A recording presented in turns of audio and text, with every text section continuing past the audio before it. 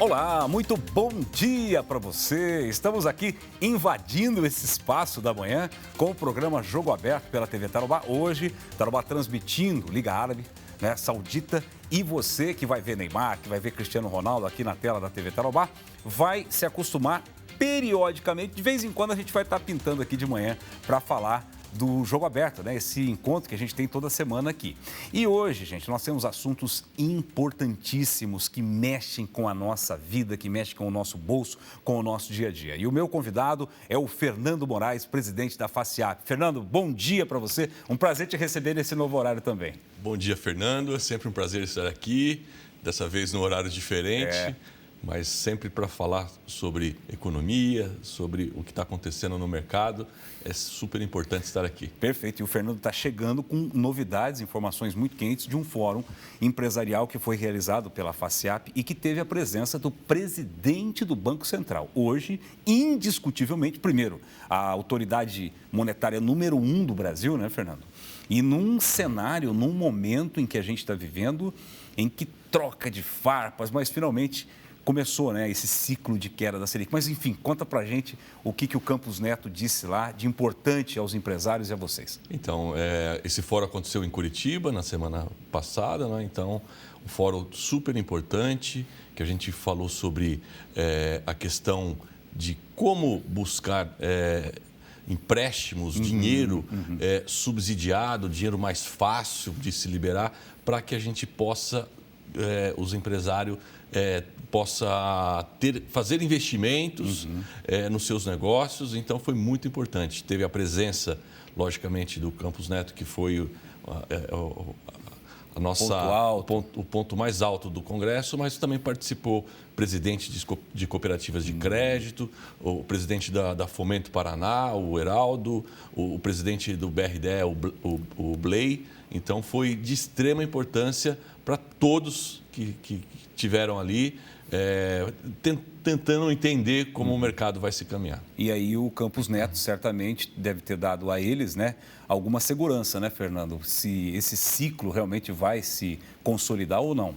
Sim, ele é muito cauteloso com as palavras, sempre o presidente Campos Neto, mas ele deixou bem claro que o Brasil está num momento de deflação.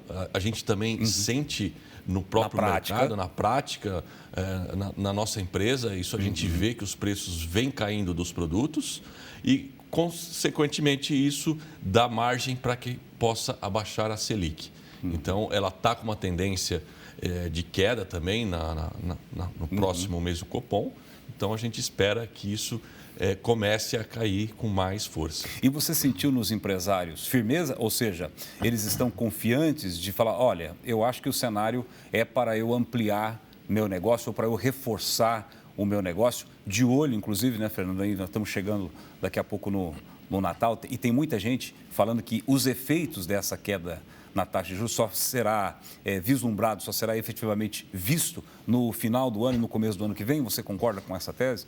Não, a gente já vai ter um segundo semestre bem melhor que esse primeiro. Isso a gente pode ter certeza disso, porque quando começa a ter essas quedas de juros, começa a ter notícias melhores, o consumidor começa a ter mais poder de compra, porque os produtos estão caindo com a deflação e começa a ter um ânimo melhor também. Então, com isso, com certeza, ele vai consumir mais, ele vai ter mais essa força. Então, por mais que o mercado ainda está caindo, já dá aquele ânimo para o consumidor, para o empresário também. Perfeito. Fernando, nós estamos também vivendo um momento de muita expectativa com relação à carga tributária do Brasil, né? A reforma tributária que passou na Câmara e está no Senado. E a gente vê até movimento de senadores e de setores empresariais também querendo saber a mesma direção que o Banco Central deu, né? E aí, essa reforma tributária,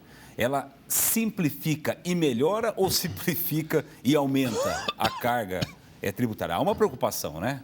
Há gente dizendo que pode ser que haja até algum aumento. Sim, há uma grande preocupação. O Banco Central não entrou muito no detalhe sobre a reforma tributária, mas a própria FACIAP e outros encontros que nós estamos tendo com pessoas que conhecem do negócio, conhecem de carga tributária, é uma preocupação muito grande. A gente, primeiro, que a gente está numas dúvidas grandes. Tanto é que a gente a gente teve uma reunião com auditores fiscais lá na FACIAP e gerou várias dúvidas que a gente agora está colocando num contexto para entregar até para os senadores, que agora a discussão está indo para o Senado, que tem muitas dúvidas, né, Fernando? Então, a gente ainda não sabe qual vai ser o IVA, né? A gente ainda está nessa dúvida. Tem setores que provavelmente vai ser mais afetados, que é a questão do serviço. Então, a gente tem muito questionamento sobre isso. Tem até próprios municípios que vão ser muito afetados. Sim. Porque agora a tributação passa a ser no consumo. Né? Então, vou citar um exemplo de uma cidade aqui do Paraná que é super produtiva, que é Toledo. Toledo, existe uma produção muito grande no agronegócio, existe a questão química lá que é muito forte. Então, ela é muito produtiva, ela produz demais. Mas só que, por um outro lado, é uma cidade pequena que não tem muito consumo. E a arrecadação dela vai ser pelo consumo agora. Não é mais pelo que ela produz, porque o que ela produz vai para fora. Então, imagine, ela vai ter uma arrecadação menor porque lá se consome menos e consequentemente, ela tem que ter uma estrutura para ter toda aquela produção lá. Então, é uma cidade que vai ser afetada. O Paraná num todo, talvez não, porque o Paraná é um estado que tem muito consumo, cresceu muito a população, então talvez não sofra tanto. Mas é isso que a gente tem que... Não é só no meio empresarial que a gente precisa analisar. Também município, estados, a gente precisa entender como vai ficar tudo isso. Então, é uma complexidade muito grande que a gente agora está debruçado nisso, junto com especialistas, para entender o cenário que vai seguir. A grande verdade que a gente entende que não foi testado, isso o governo ele fala que a tributação não vai aumentar, né, vai ficar a mesma, mas não fez testes, não fez comparações nenhuma. Isso vai ser feito uma calibragem porque existe um tempo de transição muito grande, né? Então tem uma questão que nessa transição que acho que vai acontecer as calibragens aí de como será a taxa exatamente e se vai mudar alguma coisa ou outra. E o que a gente está vendo, Fernando, é que haverá compensações aí. Por exemplo, você citou o caso de Toledo. Se esse prefeito aí perder a arrecadação de algumas fontes, ele vai buscar em outras. Né? E município não tem muito o que fazer, né? Se o ISS vai para o IVA, ele vai sumir e vai virar o IVA, e depois o governo federal que vai distribuir o bolo, esse cara vai ter que mexer no IPTU. Né? Já tem gente falando sobre isso também. Nós aqui já estamos vacinados com o negócio de IPTU, né, Fernando? Mas o gasto público também é preocupante, né? Uma questão que o próprio presidente do Banco Central comentou, ele analisou muito o arcabouço fiscal, né, que vai ser votado agora. Ele vai, logicamente, melhorar, mas não vai resolver a nossa vida. Porque o governo federal está pensando muito na questão de arrecadação, de tentar crescer o país, tentar faturar mais para ter mais recurso, impostos a recolher. Ele não está pensando, que é isso que o Banco Central também já sinalizou, em diminuir gastos públicos, que é isso que está dificultando mais ainda uma análise do próprio Banco Central de abaixar juros ou não. Porque o maior concorrente para buscar dinheiro no mercado dos empresários é o próprio governo. Então, e por isso que o juro eleva. Então, é uma complexidade muito grande. O que a gente precisa ter aí desse governo, que a gente sempre pediu, as entidades, Fernando, sempre foi muito pauta nossa, reforma tributária. A gente precisa simplificar os nossos impostos. Isso a gente a vida inteira pediu. Tá? Está acontecendo. Mas só que a gente sempre pediu, antes ou junto com isso, uma reforma administrativa, para que o Estado gaste menos. Então, e isso a gente não está vendo. A gente viu uma sinalização do próprio Lira, né? Que precisava ter uma reforma administrativa, pensando no futuro, porque você sabe que o que hoje já tem de direito é muito difícil tirar. Exatamente. Mas pensar daqui para frente, como ter uma reforma reduzindo o custo da máquina pública, porque não vai ter fundo essa questão. Por mais que arrecade e continue gastando, não vai equalizar. Então, a conta não fecha. E aqui então, em Londrina, é isso que precisa mudar. E aqui em Londrina, eu tenho alertado isso aqui nos programas, que tem uma predisposição, não é? Por isso que eu falo, as coisas têm que começar, né, nos municípios, estados e a União, né, como exemplo. Ora, discussão forte para aumento do número de vereadores. E a gente não está nem discutindo a questão da legalidade, né, porque constitucionalmente, você tem, não é, uma possibilidade de acompanhar o crescimento populacional com a representatividade política. Mas será que é o momento?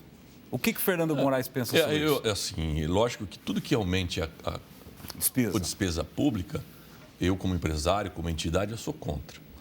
Mas se a Câmara, vamos debater. Claro. Né? Chama o setor público, chama o setor privado, chama as entidades, explica por que vai aumentar, por que precisa, qual é a necessidade disso. Exato. Então, acho que tem que ter o debate, não pode simplesmente pôr goela abaixo.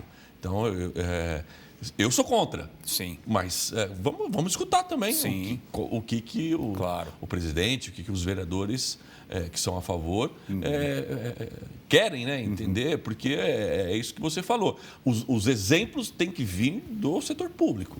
E tem que vir do município, do estado e do governo federal. Então, não é simplesmente aumentando só porque tem essa prerrogativa e porque pode, porque acho que aumentou o número de população aqui, você pode aumentar o número de vereadores, porque você vai aumentando a torta de direito. Então, a gente precisa ter um debate sobre isso. E importante lembrar ao nosso telespectador, né? Esse debate está acontecendo mais no Primeira Hora do que aqui no Jogo Aberto, mas ele virá para cá também, porque nós tivemos esta semana um posicionamento muito firme do prefeito de Arapongas. A Câmara de Arapongas já havia aprovado em primeiro turno um projeto para aumentar de 15 para 17 vereadores. Olha só, Arapongas tem 110, 120 mil habitantes e ele já tem 15 vereadores. Maringá tinha 15, aumentou para 23.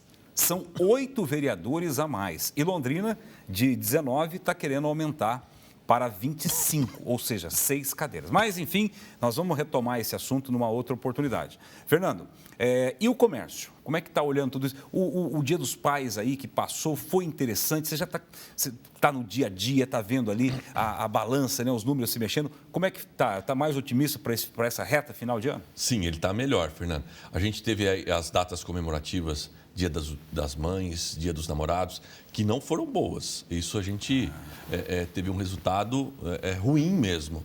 E já Dia dos Pais, ele veio com uma melhora grande.